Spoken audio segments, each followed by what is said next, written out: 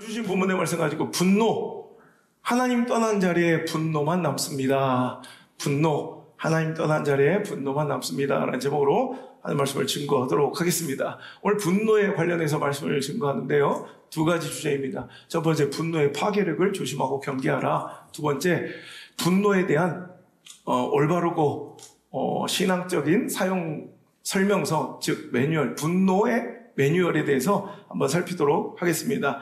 첫 번째, 분노는 파괴력을 갖고 있습니다. 분노는 내 삶 중에 예비된 하나님의 뜻을 파괴하고 내 자신을 파괴하는 파괴력이 있으니 이런 분노를 경계하고 조심할 수 있는 우리 지혜롭고 분별력 있는 우리 성도들 되시길 간절히 바랍니다. 신앙은 한마디로 교만과 더불어 분노와의 싸움이라고 해도 과언이 아닙니다. 우리 신앙은요, 결국 교만과의 싸움이고 또 하나 분노와의 싸움이에요. 그래서 분노를 참고 온유함을 선택할수록 내 신앙은 더욱더 성숙하고 깊어진다고 보시면 돼요. 근데 분노를 참지 못하고 분노를 바라고 분노를 표출하고 분노를 내며 살아가면 내 신앙은 점점 후퇴하고 오히려 깊어지지 못하는 상태로 이룰 수 있다는 것을 기억해야 돼요. 하나님의 뜻이 하늘에서 이루어진 것 같이 내 삶 중에 이루어진 것, 체험되는 것을 원하신다면 오늘도 우리는 분노를 참고 온유함을 선택해야 할 줄 믿습니다. 그래야 신앙은 성숙하고 또한 내 삶 중에서 하나님의 뜻이 이루어진다는 거예요. 내 인생에서 하나님의 뜻이 이루어진다는 거예요.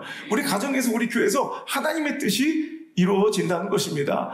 뭐 이렇게까지 말하고 이렇게까지 과대 해석할 수 있겠느냐 할 수 있겠지만은 이런 분노는 단순한 우리의 감정이 아닙니다.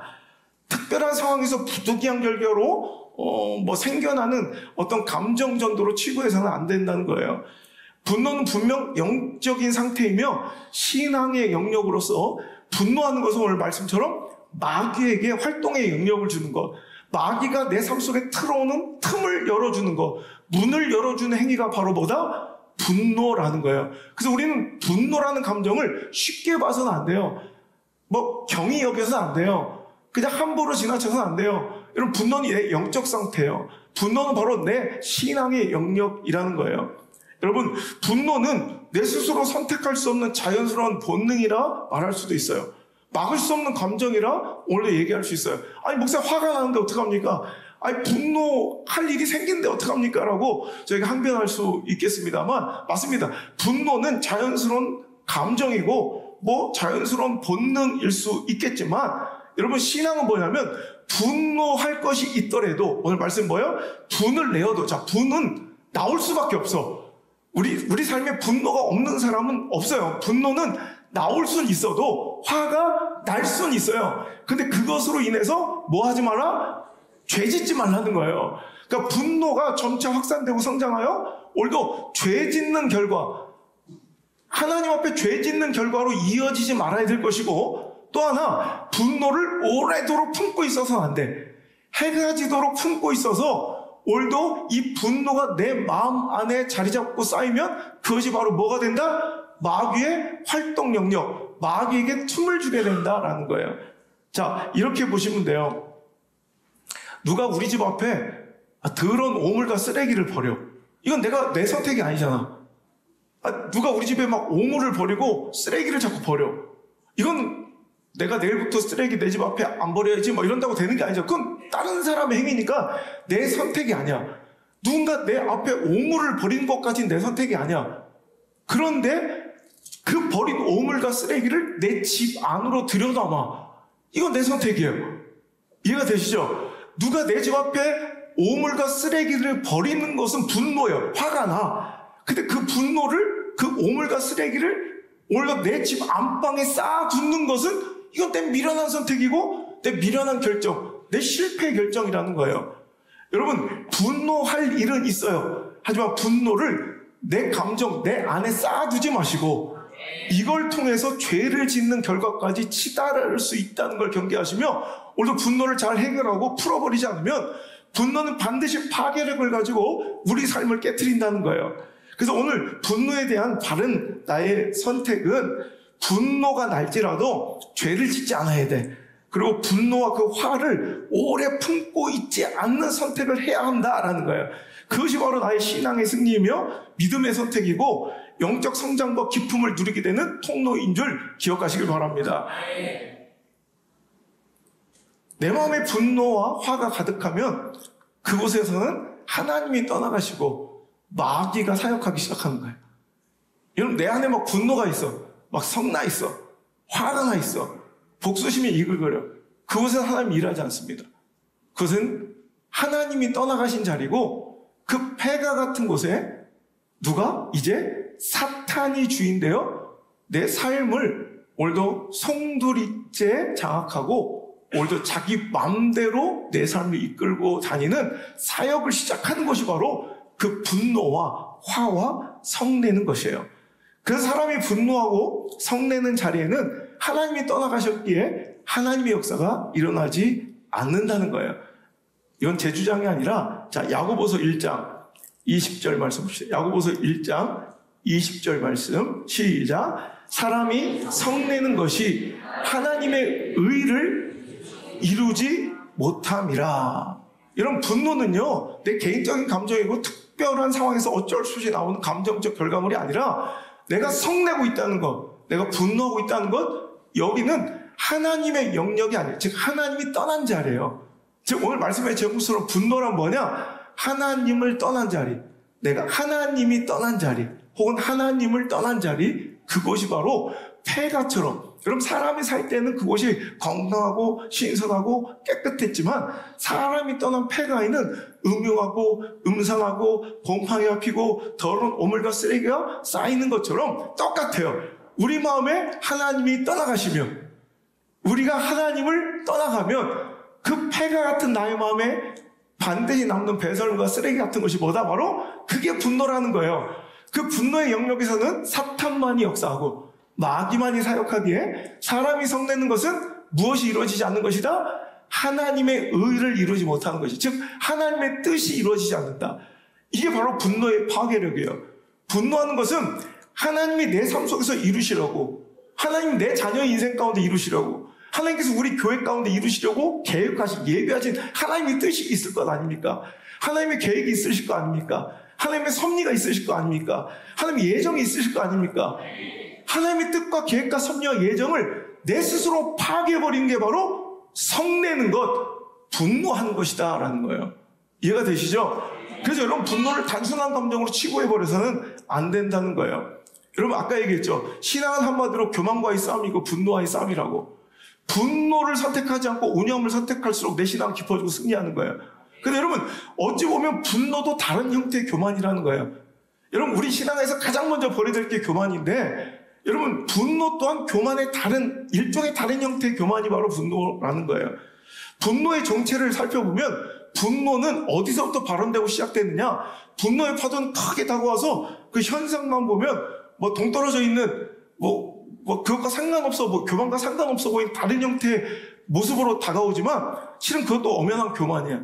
왜 분노는 어디서부터 이 분노의 파고가 일어났는지 잘 살펴보면 내가 옳다라는 거야. 내가 옳다. 내가 정의다. 그리고 내가 판단한다. 내가 판결한다. 그리고 내가 그 불의함에 대해 마땅히 내가 처리하고 내가 집행하고 처벌해야 된다는 마음에서 불일 듯 시작되는 것이 뭐다? 이게 바로 분노예요. 분노하는 사람들 보면 내가 옳기 때문에 분노하는 거예요. 내 판단이 옳기 때문에, 내 주장이 옳기 때문에 분노하는 거예요. 그리고 이것은 가만둬서는 안 된다고 생각하기에 내가 뭔가를 판결하고 집행해야 된다고 여기기에 분노하는 거예요. 그러니까 분노는 일종의 교만의 다른 형태라는 거예요. 여러분, 누가 평가하고 누가 집행하고 누가 판단하고 누가 처벌해야 합니까? 이것은 내 영역이 아니라 하나님의 영역인 줄 믿습니다. 옳고 그름은 누가 판단하십니까? 하나님이 하십니다. 즉 하나님이 오르시고 하나님이 판단하시고 하나님이 판결하십니다. 하나님만 오르시고 하나님이 판결하시고 하나님만이 집행하십니다. 처벌을 하셔도 하나님이 오르시고 하나님이 판단해서 하나님이 처벌하십니다.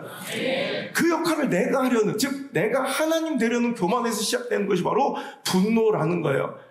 그러다 하나님은 성경을 통해서 우리에게 분노를 멈춰라, 불평을 멈춰라, 화내는 것을 금하라 라고 말씀하시며 대신 하나님 여호와를 바라보며 하나님의 하실 일을 기대하며 하나님의 결론을 소망하라 라고 말씀해 주십니다.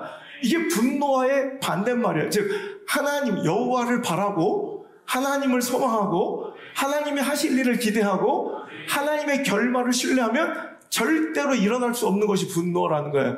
시편 37편입니다. 자, 7절 말씀부터 읽겠습니다. 시편 37편 7절의 말씀 시작. 여호와 앞에 잠잠하고 참고 기다리라. 자기 길이 형통하며 악한 죄를 이루는 자 때문에 불평하지 말지어다. 분을 그치고 노를 버리며 불평하지 말라. 오히려 악을 만들 뿐이라. 진실로 행하는 자들은 끊어질 것이나 여호와를 소망하는 자들은 땅을 차지하리로다. 잠시 후에는 악인은 없어지리니 내가 그것을 자세히 살필지라도 없으리로다. 그러나 온유한 자들은 땅을 차지하며 풍성한 화평으로 즐거워하리로다. 악인이 의인치기를 꾀하고 그를 향하여 그의 일을 가는도다. 그러나 주께서 그를 비웃으시리니 그의 날이 다가옴을 보심이로다. 악인이 칼을 빼고 활을 당겨 가난하고 궁핍한 자를 엎드리뜨리며 행위가 정직한 자를 죽이고자 하나 그들이 칼은 오히려 그들의 양심을 찌를 것이고 그들의 활은 부러질 것이다. 의인의 적은 소유가 악인의 풍부함보다 나은 이유는 17절 시작. 악인의 팔은 부러지나 의인은 여호와께서 붙들어 줄 것이기 때문이다. 아멘. 여러분 이것입니다. 오늘도 분노하고 불평하고 화를 내는 것을 멈추라는 거예요. 그건 또 다른 악을 만들고 또 다른 죄를 만들고 있는 행위라는 거예요. 그 대신 하나님은 우리에게 뭘 요구하십니까? 여호와 앞에 분노하지 말고 잠잠하며 여호와 앞에 불평하지 말고 참고 성내지 말고 기다리라. 7절 다시 한번 여호와 앞에 잠잠하고 참고 기다리라. 악한 죄를 이루는 자들 때문에 불평하지 말고 8절 분을 그치고 노를 버리며 불평하지 마라. 오히려 악을 만들 뿐이라. 오늘 여러분 분노는 어디서 나오는 거예요? 여호와를 바라보지 못하고 여호와 앞에 잠잠히 인내하지 못하고 참고 기다리지 못하고 하나님의 결론과 하나님의 판결과 하나님의 마침내 이루실 하나님의 그 신실하심을 오늘도 내가 신뢰하지 못할 때 어디서 나와? 분노가 나오는 거예요. 근데 오늘 하나님을 신뢰하고 참고 기다리는 자에게 나타나는 것은 뭐다? 온유함이다. 아멘입니까? 아멘. 여기서 온유함과 분노는요 상황 때문에 벌어진 일이 아니라 어떤 성격 성향 때문에 일어난 일이 아니에요. 오늘 여러분 하나님에 대한 신뢰 관계, 하나님에 대한 믿음의 단계에서 벌어지는 여러분 갈림길이 바로 오늘도 분노냐 온유냐가 나온다는 것이죠. 결국 오늘 우리는 왜 분노해요? 악인들이 날치니까 그것 때문에 분노해요. 근데 온유한 자는 왜 온유해요? 그런 일이 없어서가 아니라 결국엔 그 악인들이 끊어질 것을 알기 때문에 결국 온유한 자들이 땅을 차지하고 풍성한 화평으로 즐거워할 것을 믿기 때문에 여러분 오늘도 악인은 의인을 치고 이를 갈고 있지만 오늘도 그들을 넘어뜨리려고 오늘도 막 정직한 자를 오늘도 공격하고 죽이고 있지만 오늘도 그들은 뭐 생각이 없고 뭐 물러 터져서 그냥 웃고 있는 것이 아니라 뭘 믿기 때문에 그래요? 하나님을 신뢰하고 하나님 믿기 때문에 그래요. 그래서 오늘도 하나님을 신뢰하고 믿는 자들은 오늘도 분노하고 불평하고 악을 쓰고 화내는 것이 아니라 오늘도 하나님을 소망하고 하나님을 바라보고 그리고 잠잠하고 참고 기다리는 것이다. 결국 여호와를 소망하면 나타나는 내 모습은 기대예요. 기대. 하나님이 이루실 일을 기대하는 거예요. 결국을 기대하는 거예요. 그리고 온유한 거예요. 왜? 하나님이 하실 것이니까. 내 영역이 아니니까. 근데 하나님을 신뢰하지 못하고 하나님을 붙들지 못할 때, 하나님을 떠날 때, 하나님이 내 안에서 떠나셨을 때 나타나는 현상은 불평과 원망과 성내는 것과 분노라는 거예요. 결국 하나님의 말씀의 결론은 뭐냐면 네가 나를 진정 신뢰한다면, 네가 나를 진짜로 믿는다면 내가 할게. 그러니 나를 믿고 너는 가만히 있어. 이게 온유해, 이게. 여러분, 분노는 내가 하나님을 신뢰하지 않을 때, 하나님을 내가 떠났을 때, 하나님이 내 마음에 계시지 않을 때, 여러분, 폐가 같이 남겨진 내 마음에, 폐가 같은 내 마음에 남은 쓰레기 같은, 배설물 같은 오물들이라는 게 여러분 기억하시고, 오늘도 여러분 분노, 상황을 보지 말고요. 여러분, 분노를 내가 참고 막 즐거우려고 애쓰는 게 아니라, 분노는 어떻게 다스려야 되냐면, 오늘도 악인을 보면 안 돼요. 악을 보지 말고, 상황을 보지 말고, 오직 여호와를 바라보고, 하나님이 일하실 것을 기대하고 바라보면, 여러분, 자연스럽게 분노는, 여러분, 내 삶 속에 자리 잡을 수가 없어요. 마귀는 틈탈 수가 없어요. 왜? 내가 하나님을 붙들고 있으니까. 하나님이 내 안에 계시니까 그곳에는 하나님이 역사하시지 사단이 역사할 공간이 없다는 거예요. 여러분, 잠언서 24장 10절의 말씀에 너는 행악자들로 말미암아 분을 품지 말며 악인의 형통함을 부러워하지 말라. 여러분, 오늘도 그 결론은 뭐냐면 지금 이게 결론이 아니다라는 거예요. 이게 엔딩이 아니다라는 거예요. 그런데 너 하나님을 신뢰한다면, 하나님을 믿는다면 참고 기다릴 줄 알아라. 네가 날뛰는 것 아니다. 온유해라 라는 거예요. 여러분, 하나님을 신뢰하고 하나님을 소망하시길 바랍니다. 악인 보지 말고 상황 보지 말고 그런 분노만 쌓아갈 뿐이고 악과 죄를 여러분 만들 뿐입니다. 하나님 바라보셔야죠. 여호와 바라보셔야죠. 분노를 멈추고 불평을 멈추고 성내고 화내며 악을 만드는 그 죄를 짓는 일을 멈추고 언제나 신실하시고 언제나 실수가 없으시고 언제나 오르신 우리 하나님을 붙드시는 귀한 시간 되시기를 주 이름으로 축원합니다.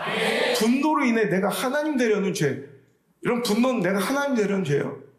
그래서 내가 옳고, 그러니 내가 판단해야 되고, 내가 판결해야 되니, 여러분, 일어나는 행위가 바로 분노라면, 내가 하나님 되려는 이 끔찍한 분노의 죄를 멈추고, 이제 하나님 앞에 겸손하게 나올 수 있기를 주 이름으로 축원합니다. 가인의 범죄를 보세요. 가인의 분노는 어디서 발현된 거예요? 내가 옳다는 거예요. 그러니 하나님께서 네 제사가, 네 예배가 옳지 않다 하는데도 하나님 앞에 분을 내면 안색이 변해. 왜? 내가 옳다는 거예요. 내가 드리는 예배가 옳은데 왜 당신 안 받아? 하나님께도 분노할 수 있는 이런 끔찍한 모습은 바로 내 안에 하나님 되려는 교만이 틈타서 나온 게 분노예요. 여러분, 신앙생활 하다 보면 이런 가인의 분노를 많이 보게 돼요. 내가 하나님 되어 내 신앙이 옳은 거야. 내 판단이 무조건 옳은 거야. 내가 의로운 거야. 내가 정당한 거야. 그래서 여러분, 분노를 쌓아가며 여러분, 내 삶 속에서, 내 심중에서, 내 신앙 영역과 내 사역의 삶 속에서 마귀가 마음껏 놀아다닐 수 있는 놀이터를 만들고 있는 자들이 많다는 거예요. 여러분, 제가 늘 경고하는 것 중 하나가 신앙의 확증 편향을 경계하라고 그랬죠. 여러분, 사울처럼, 신약의 사울, 누군가를 정죄하기를 당연하게 여기고 누군가를 죽이고 돌팔매질해서 매장시키는 것을 자기는 신앙의 의로운 열심, 하나님을 위한 열정이라고 생각했던 사울의 모습을 보세요. 여러분, 그래서 그의 사역, 그의 신앙, 그의 믿음의 영역은 늘 살기 등등함이 있어요. 여러분, 살기 등등할 수밖에 없는 게 사울의 옛 모습이었어요.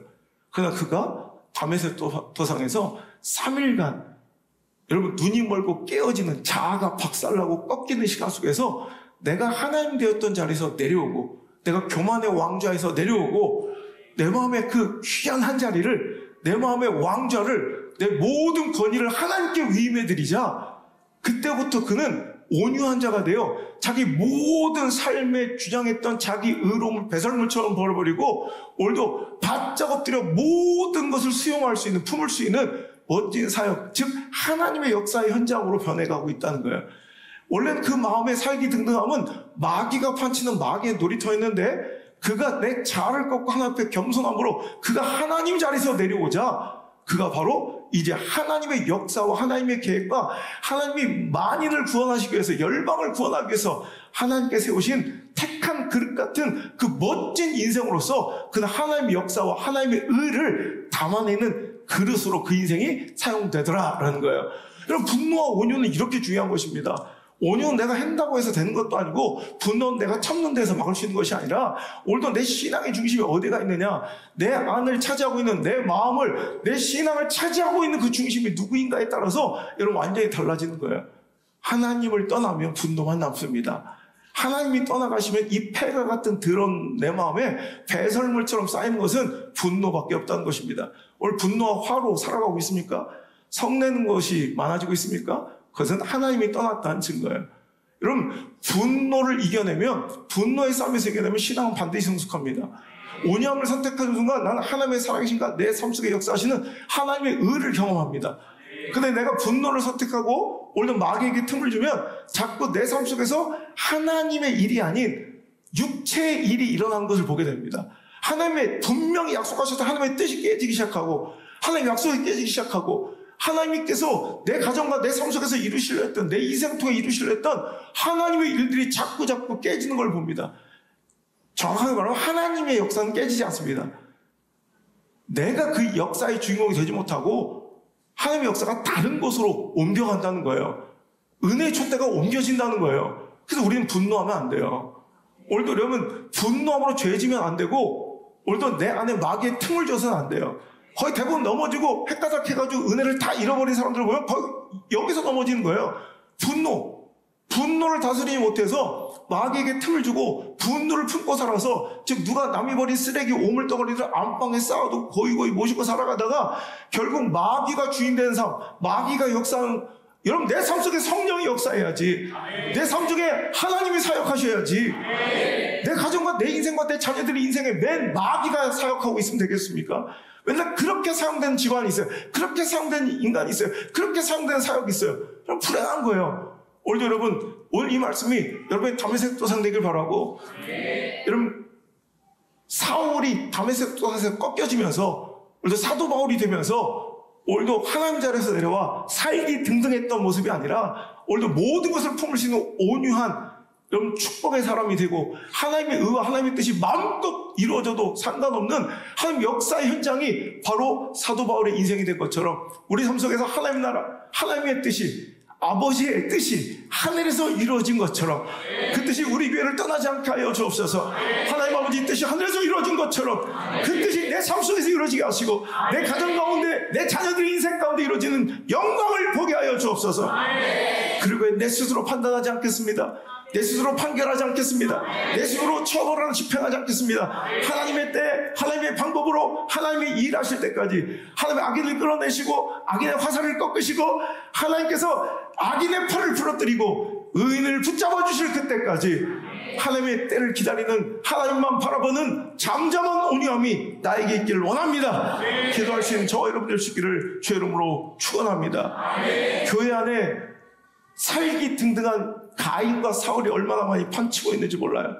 무조건 내가 옳고, 여러분 그 끔찍한 처절한 변질된 강대상, 오염된 예배와 교회, 이건 조금 미쳐 돌아가는 목사들, 감히 내가 하나님이 되어 내 주장이 옳고 내 판단이 옳고 내 신념이 옳고, 그거 주장하려면 광장에 나가라는 거예요. 그거 주장하려면 다른 데 가서 하라는 거예요. 근데 여러분, 감히 하나님의 말씀 가지고 예배 시간에 말이에요, 그냥 내 판단과 내 주장과 내 신념과 내 가치관과 내 세계관을 여러분 그곳에서 펼치려 한다는 거예요. 그래서 분노와 적대감, 분열, 갈등, 공포심을 조장해가면서 내 판단, 내 생각, 내 주장, 내 신념은 무조건 옳고 틀림이 없다, 무호하다. 여기는 스스로 하나님 된 사람들이, 하나님 된 목회자들이, 하나님 된 영적 지도자들이 얼마나 많은지 몰라요. 이제는 무섭게 하나님 말씀까지 자기 신념과 주장을 이런 펼치는 데 이용하고, 감히 하나님의 예배까지 이용하는 범죄를 여러분 서슴지 않는 자신 스스로가 하나님 된 사람들이 교회 안에 판치고 있다는 거예요. 여러분, 그래서 겁없이 판결하고, 겁없이 결론 내리고, 겁없이 예언하고, 겁없이 진단하고, 겁없이 결론 내리는 이런 가짜 목사들, 이런 정치꾼들, 여러분 그들의 주장대로라면 예수 믿는 사람의 절반은 마귀고 사탄이고, 한쪽편에서 예수 믿는 사람들, 교회 안에 있는 사람들 절반은 다 쓰레기고 악마라면 그게 하나님의 뜻이겠습니까? 여러분, 이게 바로 신앙의 영적 확증 편향이에요. 심리학 실험에서 어떤 문제를 내어주고 자기가 100% 이 정답 알고 있다라고 생각하는 사람들을, 그러니까 100% 이건 맞았다 생각, 아리까리하다 이런 사람 빼고 100% 이 정답이 옳다라고 생각하는 사람들의 정답률을 보니까 80%가 채 안 되는 거예요. 그러니까 내가 확신하는 정답 가운데도 충분히 틀릴 수 있는 오류의 룸이 있다는 거예요.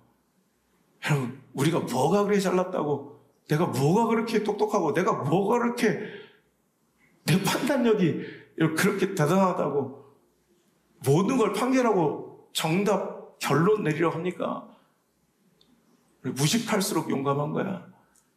여러분, 그 무식한 용감함을 좀 내려놓고, 진짜 용사는 그런 게 아니에요. 진짜 용기는 그런 게 아니에요. 내가 모르는 걸 인정하고 내가 틀릴 수 있다는 걸 겸허하게 받아들인 게 진짜 용기인 줄 믿습니다. 이제 오만하고 건방진 내 자신을, 내 자아를, 내 에고를 내려놓고 하나님을 붙들고 하나님만 믿읍시다. 여호와를 소망하고 여호와를 잠잠히 바라보며 기다릴 줄 아는 온유의 사람 되어야 될 줄 믿습니다. 그래야 하나님의 뜻이, 하나님의 의가, 하나님의 나라가 우리 교회 안에서, 여러분의 가정 가운데서, 우리 인생 가운데 이루어지는 영광을 보게 될 줄 믿습니다. 여러분, 요셉의 삶을 보세요. 요셉의 그 정말 멋진 용서, 화합. 요셉 안에 있는 쌓여있던 그 분노의 제거는 어떻게 이루어졌을까요? 우리는 이렇게 생각해요. 상대방이 인간 같아야 용서하죠. 상대방이 조금 이 몰상식에서 벗어나야 내가 좀 분노를 삭히죠. 이런 사람들 많이 있어요. 근데 여러분, 요셉의 분노의 제거, 요셉의 용서는 언제 이루어졌는지 보세요. 그런 것이 아니에요. 여러분, 상대방이 진정한 참회하고 용서를 간청함으로 요셉의 분노가 제거되고 요셉의 용서가 이루어진 것이 아니라 단 하나, 요셉은 하나님의 뜻과 하나님의 섭리를 인정하고 신뢰하며 결국 그럼으로 인해서 자신의 인생 가운데 하나님의 뜻이 이루어지는 걸 보고야 말았다는 거예요. 요셉의 인격이 아니고요, 상대방의 변화도 아니고요, 상대방의 진정한 참회도 아니었어요. 뭐였어요? 하나님을 신뢰한 거예요. 하나님의 섭리를 인정한 거예요. 그래서 그 나라와 뜻과 계획이 정확하게 요셉의 삶 속에서 이루어지더라. 다윗도 마찬가지예요. 사울과 그 수많은 대적들이 행악을 인하여 여러분 분노를 풀지 못하고 막 하나님 뜻을 거스르지 아니하고, 여러분 다윗은 뭐예요? 오히려 끝까지 참아, 끝까지 인내하고, 끝까지 잠잠하고, 끝까지 하나님을 소망하며 하나님의 계획과 섭리와 의를 당신의 삶 속에서 이루어내더라는 거예요. 여러분, 분노는 내 삶에서 이루어지는 하나님의 섭리를 깨트리고 하나님의 뜻과 의를 스스로 박살내는 아주 무식하고 오만한 행위임을 기억하시고, 이제 분노와 불평을 멈추고 하나님을 신뢰하고 하나님을 기대하고 하나님을 소망하는 온유한 자로 하나님의 준비하시고 계획하시고 예비하시고 섭리하신 축복의 미래와 승리의 땅을 차지하는 아름다운 인생, 내일이 기대되고 미래가 소망이 있는 멋진 여러분의 인생과 자녀들의 삶이 되기를 주님으로 축원합니다. 분노는 파괴력이 있어서 내 삶 속에 이루어질 하나님의 나라와 뜻을 파괴하는 것뿐만 아니라 내 삶 자체를 파괴해요. 여러분, 분노하면 내가 깨져요. 여러분, 심리학에서 야생마 엔딩이라는 단어가 있어요.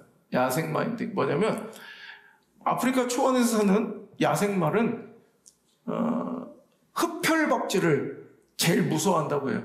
흡혈박쥐는 쬐깐한데 흡혈박쥐는 동물에게 달라붙어서 피를 빨아먹고 사는 박쥐인데, 그 쪼까는 것이 이 야생말의 다리에 붙어버리면 이 말은 어떻게 막 그걸 떼어낼 수 있는 수단이 없대요. 누가 사람이 떼주지 않으면. 그러니까 이 흡혈박쥐가 야생말의 다리에 붙어버려서 피를 쪽쪽 빨고 있으면 막 야생말이 미친대요. 막 분노를 하고 막 날뛴대요. 이걸 떨어뜨리려고. 어떤 노력을 해도 이 흡혈박쥐는 절대 떨어지지 않게 유유하고 자기가 빨아먹고 싶은 만큼 충분한 피를 야생말에게로부터 충분히 빨아먹은 후에야 유유하게 자리를 떠난다는 거예요. 그러므로 인해서 야생마는 죽게 된대요. 근데 어느 날 동물학자들이 연구를 하다가 놀라운 사실을 발견하게 됐는데, 흡혈박쥐가 빨아먹는 피의 양을 분석해 보니까 절대로 야생마를 죽일 수 있는 치사량이 아니래요. 흡혈박쥐가 마음껏 배 터지게 빨아먹어봤자 야생마를 죽일 수 있는 치사량이 아니었다는 거예요. 그래서 왜 죽는지. 근데 흡혈박쥐가 야생말의 피를 빨아먹으면 분명히 산채로 죽거든요. 야생말이. 왜 그런 거 찾아보니까 한마디로 열받아서 죽네. 열받아서. 이 새끼가 막 미치게 하는 거야. 그러다가 열받아서 죽는 거래. 그 지금까지는 흡혈박쥐가 피 빨아먹어서 죽었다고 생각했는데 분노를 삭히지 못해서 그 스트레스 때문에 죽었다는 거야. 그래서 심리학자들은 어느 순간부터 자기에게 찾아온 스트레스나 뭔가 자기의 권리가 침해받았다고 생각할 때 분노하는 사람들이 스스로 자기 자신을 해하고 상하게 하는 그런 모습들을 가르쳐 그때부터 야생마 엔딩, 야생마의 결과 같다라고 부르기 시작했다는 거예요. 여러분, 사실 분노는 정상적인 감정이고 반응이에요. 막 분노하면요, 혈액은 팔다리 끝부분으로 대량으로 집중된대요. 막 확 화내면 팔다리 끝부분으로 모든 혈액이 집중돼서 사람의 근육을 팽팽하게 만들고 이성적인 사고 대신 감정적 사고를 사용하여 막 빠르게 이전에 나보다 더 공격적으로 뭔가를 대응할 수 있도록 만들어서 일찍이 이 자연계에서는 어쩌면 이 분노라는 이 자연적인 감정은 나를 보호하는 수단일 수도 있었다는 거예요. 그런데 이렇게 나를 좀 이렇게 더 강하게 만들어주는 공격태세의 원동이 되는 이 분노는 그에 상응하는 만큼의 파괴력을 갖고 있어서 오히려 나를 죽이고 나를 갉아먹고 있다는 거예요. 뭐 잘 아시겠지만 분노한 사람들의 병력을 연구해 보면 심장병을 유발하는 요인이 있을 뿐더러 분노하는 사람들과 분노하지 않는 사람들, 분노를 잘 절제하고 또 스트레스를 잘 컨트롤하는 사람들을 비교해 보면 심장병이나 또 사망률, 재발률이 크게 차이나게 떨어진다는 그 연구 결과가 있습니다. 여러분 오래 살고 싶어요? 그러면 분노하지 마세요. 그냥 그러려니 그렇구나. 그럴 수도 있지. 그랬구나. 이렇게 살아가시면서 분노는 파괴력이 있어서 오늘도 내 삶 중에 내 스스로를 파괴하고 갉아먹으면 또 하나 내 삶 중에 반드시 이루어져야 될 하나님의 의와 하나님의 나라와 하나님의 계획과 멋진 하나님의 섭리를 다 깨트려버린다는 사실을 기억하시고 분노의 파괴력을 경계하시고 두려워할 수 있기를 주님으로 축원합니다. 두 번째로 이제 분노를 잘 사용해야 되겠죠. 분노의 사용 매뉴얼, 분노를 어떻게 사용해야 될 것인가, 어떻게 다뤄야 될 것인가. 여러분, 원래는 이렇게 난센스 퀴즈를 내면서 시작하려고 그랬어요. 문제가 뭐였냐면 할수록 커지고 할수록 싸지는 것은 분노. 이거예요. 할수록 커져, 할수록 싸져. 멋지지 않아요? 이거 미국에서 막 원고 쓰다가 막 너무 막 분노는요 하면 할수록 커져요. 분노는요 하면 할수록 싸져요. 이것만 이해하시면 돼요. 여러분, 심리학에서 헤라클레스 에펙트, 헤라클레스 효과라는 게 있어요. 고대 그리스 신화에서 헤라클레스가 그 심센 장사 있죠. 헤라클레스가 오늘 길을 걷고 있는데 무슨 이렇게 자루 하나가 앞에 있는 거예요. 뭉툭한 자루 하나. 그래서 이 뭐야? 그래 바로 팍 쳤어. 갑자기 그 자루가 푹 하더니 2배로 커지는 거예요. 이게 뭐야? 막 열받은 헤라클레스가 막 짓밟고 막 그걸 더 쳤더니 그게 확 더 커져. 그래서 헤라클레스가 또 힘하면 또 나으냐. 그래서 네가 이기나 내가 이기나 해보자. 막 그 자루를 두드러 패고 막 짓눌렀더니 나중엔 태산처럼 커져서 그 헤라클레스가 간 길을 아예 막아버렸다는 거예요. 깜짝 놀라 서 있는 헤라클레스에게 한 성인이 지나가다 그런 얘기 했다고 그랬죠. 자네가 지금 싸우고 발로 찬 것이 바로 분노라는 자루일세. 그 분노는 당신이 발로 차고 건들고 상대할수록 점점점 커져서 당신의 인생을 가로막을 거야. 하지만 그냥 가만히 두면 저건 다시 원래대로 돌아올 거야. 분노는 그래요. 자주 혼내봤죠? 부부싸움 해봤죠? 부부싸움 실컷 하니까 이제 막 해소가 돼서, 한 3년간은 이제 싸움 안 하겠다, 뭐 이런 적 있어요? 싸움은 그냥 할수록 커져요. 분노는 할수록 커져요. 안 하고 지나가면 아무것도 아닌데, 한 번 건드렸다 보면 계속 커져. 지가 잡혀먹어, 분노에. 이제는 왜 때리는지도 모르고, 내가 왜 싸운지도 몰라. 이게 분노의 정체예요. 하지만 분노는 안 건들면 힘을 못 써. 여러분, 분노는 이렇게 다루는 거예요. 앞에 분노 자료가 있을 거예요. 이번 주에도 건들지 마요. 무서워서 피하는 거 아니에요. 더러워서 피하는 거예요. 안 만지는 게 상책이에요. 분노 한번 건들기 시작하면 당신 인생을 막아요. 축복을 눈앞에 두고도, 영혼의 생명을 앞에 두고도, 영적 한계의 돌파를 목전에 두고도 그 태산같이 커진 분노 때문에 그거 못 가진 사람들 이야기가 제가 알고 있는 것만 수천 개야. 제발 분노의 자루를 건들지 마시길 바랍니다.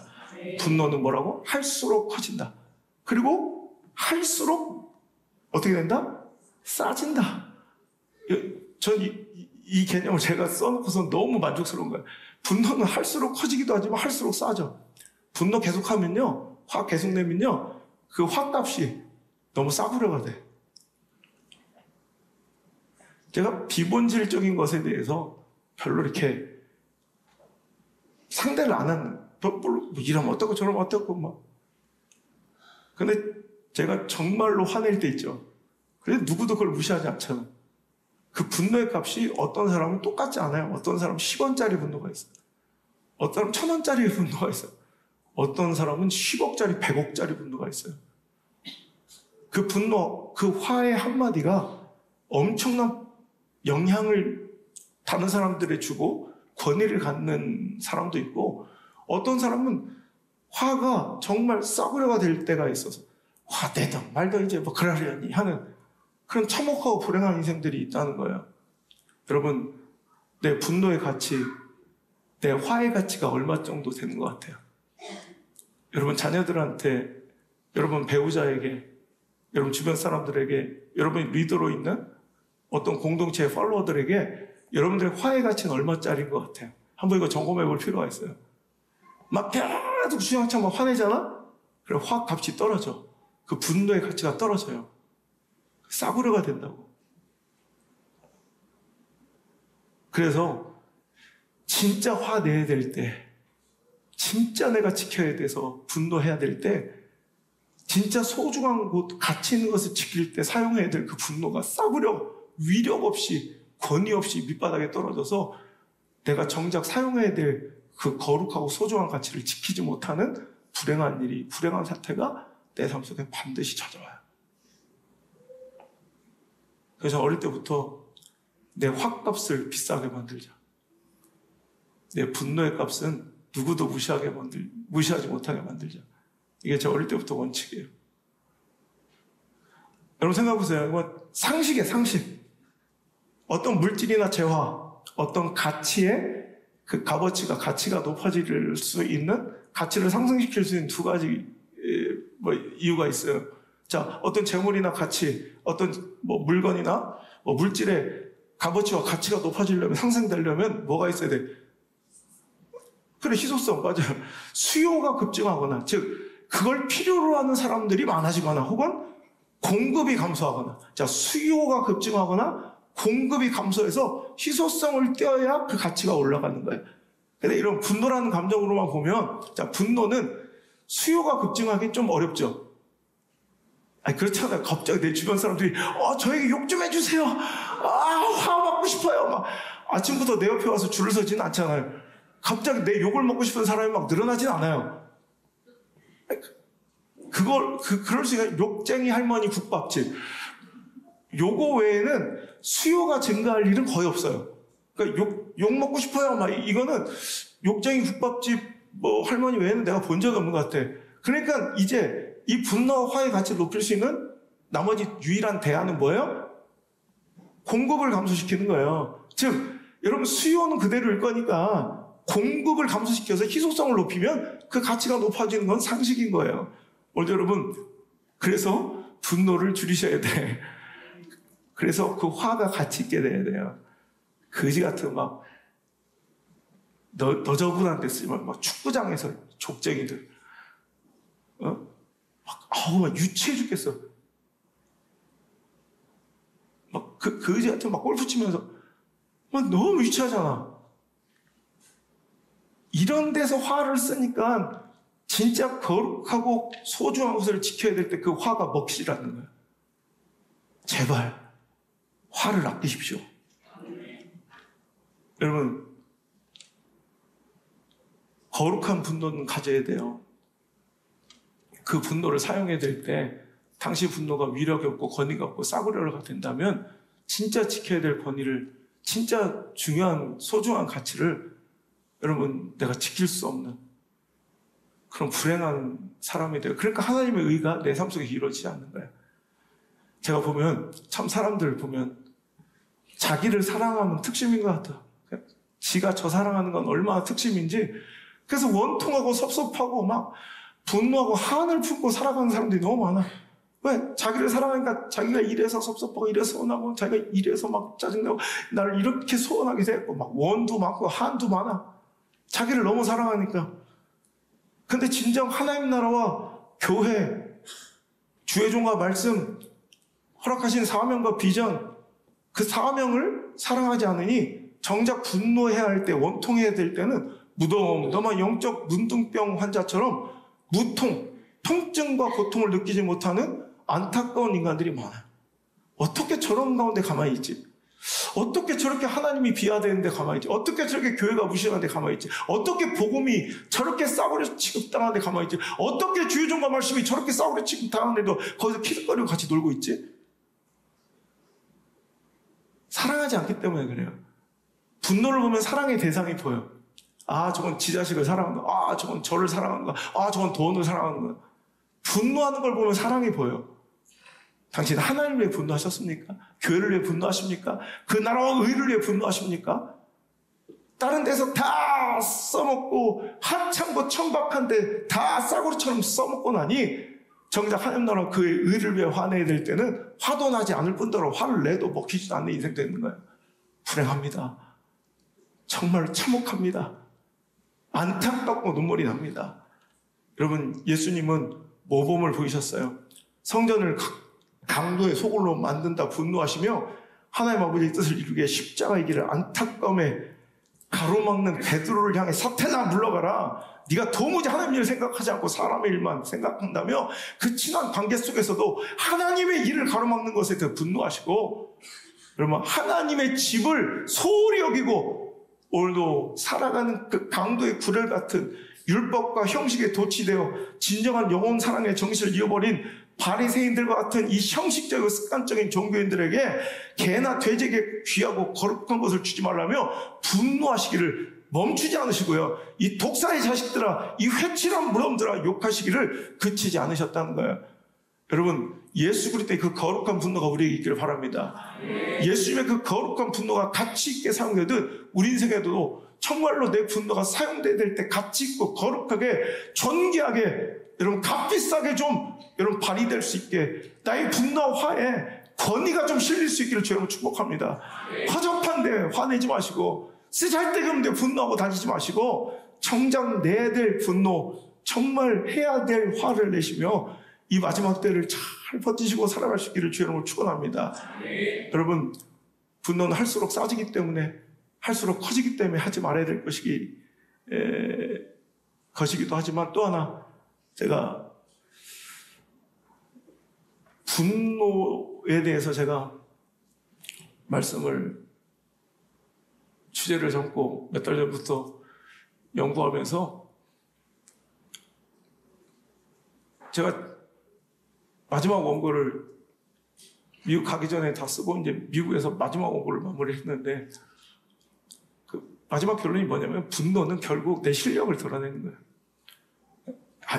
여기까지야. 여러분, 더 보여줄 게 있는 사람들은, 여러분, 내 능력이 있거나 더 실력 있는 사람은 화내지 않아요. 분노는 언제 내냐면 내 밑바닥이 딱 드러나면, 미천이 드러나면 거기서부터 분노가 나오는 거예요. 그러니까 결국 뭐냐면 분노는 실력이에요. 누가 그러더라고요. 제가 무슨 얘기 하니까 어떤 목사님은 실력이 있어서 그렇죠. 내가 거기서 딱 여러분, 분노는 실력이에요. 더 이상 내놓을 건도 없지.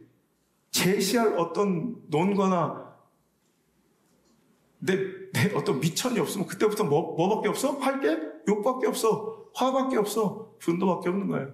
하면 실력 있는 사람은 미천이 드러나 있지 않기 때문에 거기서 화나지 않아요. 여러분, 제가 지난주에 한국에 빌드업 코리아라는 이런 큰 강연회가 있었는데 거기 강사로 참석했던 이 찰리 커크와 함께 참석했던 이 강사와 함께 만날 일이 있었어요. 지난주에 워싱턴에서. 그러면 항상 계속 얘기를 하면서 제가 이 원고에 찰리 커크 얘기를 써놨거든. 이 찰리 커크는 18살 때, 18살 얼마 어려. 18살 때 그는 대학 진학을 포기하고요. 그때 터닝 포인트 USA라는 단체를 창립해서 전 미국을 돌으면서요. 모든 대학에 가서 딱 부스를 설치해. 천막 딱 치고 누구든지 오라요. 일대 다수로 논쟁 토론을 펼치는데 한 번도 진 적이 없어요. 그러니까 기독교적 세계관, 자유민주주의, 자유경제체제에 대해서 주장하면서 반기독교, 안티기독교인들과 또 반자유주의와 반민주주의, 또 LGBTQ 동성애자들, 그런 사람들과 일대 다수로 몇십 명씩 어떤 질문과 토론과 논쟁에도 정확하게 논거를 대면서 논리적으로 반박하면서 수많은 청년들을 오늘도 계몽시키고 깨우치고 회심시킨 이런 활동가가 바로 이 찰리 커크예요. 근데 그가 항상 버디가드를 한 3명씩 대동하고 다닙니다. 왜냐하면 그 진보 좌파 혹은 안티 기독교 그 동성애자들이 막 논쟁하다가 막 욕하고 막 멱살 잡고 폭력 쓰고 덤비는 거야. 왜냐하면 밑바닥이 드러났기 때문에. 근데 한 번도 찰리 커크는 욕하거나 여러분 혐오하거나 폭력적인 언행을 쓰거나 분노하지 않아요. 왜? 논리의 근거가 아직도 빵빵하니까, 창창하니까, 튼튼하니까. 여러분, 분노는 거기까지라는 실력을 드러내는, 밑바닥을 드러내는 행위예요. 이해가 되세요? 분노하는 건 거기까지. 그러니까 실력 있는 사람은 그 분노할 시간에 웃으면서 보여줘요. 분노한 사람은 거기까지밖에 안 되니까 분노하는 거야.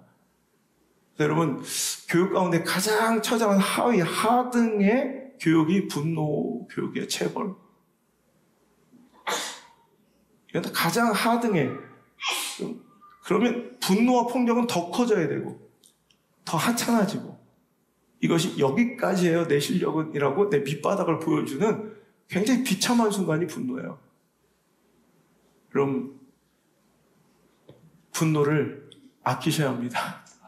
그리고 분노하지 않도록 실력을 주셔야 합니다. 그리고 분노할 것도 없는 게 많은 사람들이 피해의식에 빠져서 억울하다고 하면서 분노해요. 진짜 억울해서 분노하실 분은 예수님밖에 없습니다.